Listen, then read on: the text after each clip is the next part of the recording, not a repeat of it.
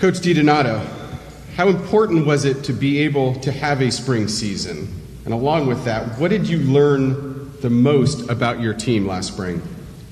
What was most important for the seniors, as has been said, I mean, for our senior class, what a journey that we just graduated. Their freshman year, they ended a 33-game losing streak.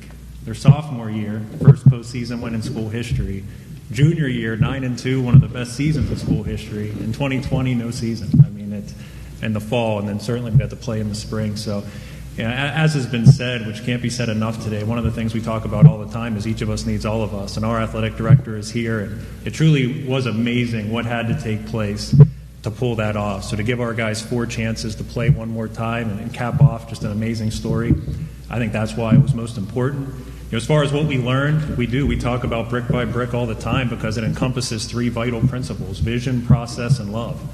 And that drives every aspect of our program, including a vision for our offense, defense, and special teams. And what we learned this spring, as we've learned the last 2 years, is when we don't live within that, we're not going to be very good. And when we're disciplined to live within that, we've had 2 9-game win streaks within the last 22 football games. We can be a consistent team to win consistently.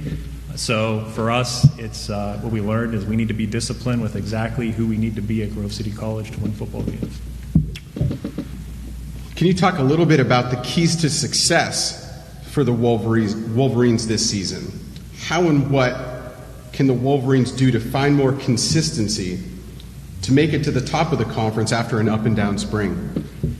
Yeah, I think the keys for success, we return a lot of guys, a couple 4-year starters. And when I think about that, at quarterback, Josh East, 4-year starter, Cody Gustafson, another 4-year starter at wide receiver, the offensive player of the year a year ago or in the spring, and multiple all-conference guys. So I think a key is those guys have helped shape who we are offensively. So I think them living within that and then teaching the guys we're going to depend on of who we need to be at Grove City to be successful offensively is a major key. And along with that, defensively, we return Parker Kilgore, a 4-year starter, Patrick Mark, a 4-year starter, a number of guys who've played a lot that helped us identify who we need to be defensively. So the key there is those guys know what needs to be done on that side of the football. So for us, it's them living within that and then teaching some of the guys who are going to be competing for open spots what we need to do to win consistently at Grove City. So I think the key for us is those guys being who they are and bringing the others along. You're joined today by defensive standout RJ Debo. Talk a little bit about what RJ means to your football program on and off the field. Yeah, our vision as a program is very clear. We exist to glorify God in the pursuit of earning a degree, building lasting relationships, and competing for PAC championships. So when we look to a captain in our program, it's somebody who's going to embody all 4 areas. And I look at the young man sitting next to me. If I start with physically, we really model what we do defensive line-wise off what we've learned from R.J. Debo. I mean, what we teach in block defeat really is what he showed us needs to be done. And then I think about academically. He's an electrical engineer. Going through engineering at Grove City College is not easy. And what he has done there, being the student athlete that Joe and Durgo talked about earlier.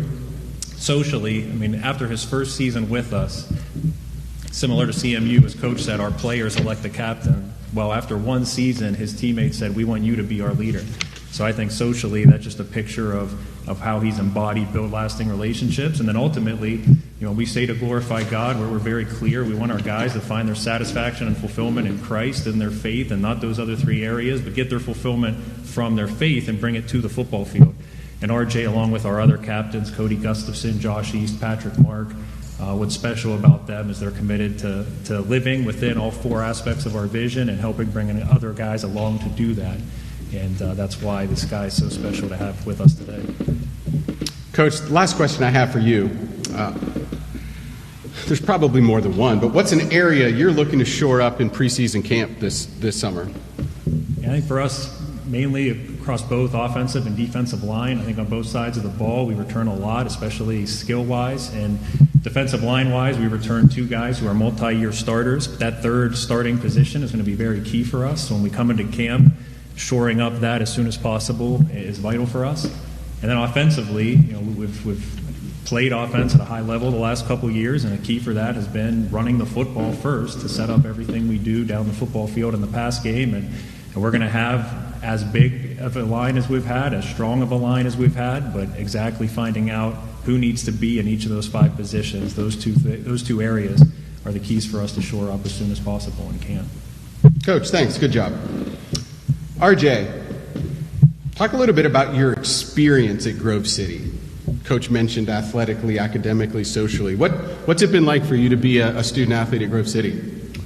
Yeah, so coming in as a junior college transfer my junior year, just being at Grove City, it's kind of a shell shock, you know. Not disparaging any of my junior college teammates, but junior college exists to get you to the next level, basically.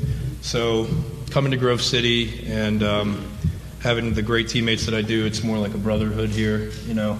I know that I can call these guys anytime that I need anything, any help, you know. And academically, Grove City's top-notch. The teachers are amazing, the classes are difficult, and there's so many resources that Grove City has to help their student athletes. Grove City's defense has made some pretty good strides over the last couple of seasons.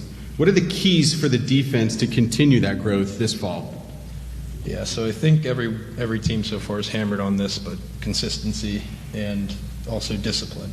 I think if you watch our defensive performances, there's a lot of, wow, that team can play some defense. They're tough guys all around on the field.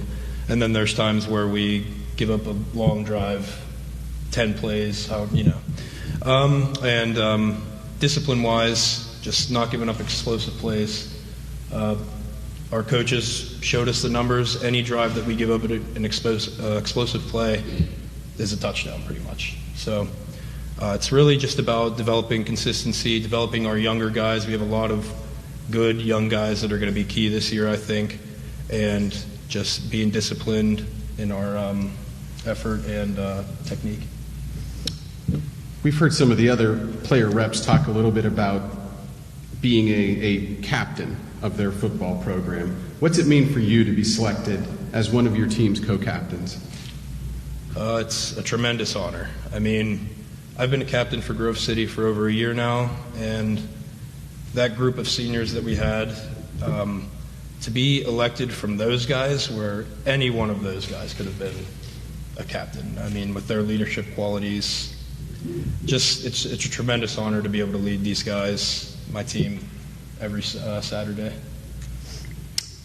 RJ, the last question I have for you, goals. What kind of goals do you have individually for your team for the 2021 fall season? Individually, I just want to be a better player. That's all I ever want to be, is just better than I was the practice before, the game before, the year before. And, of course, for the team, conference championship. Coach, RJ, thank you, gentlemen. Grove City will open its season Saturday, September 4th at Juniata College.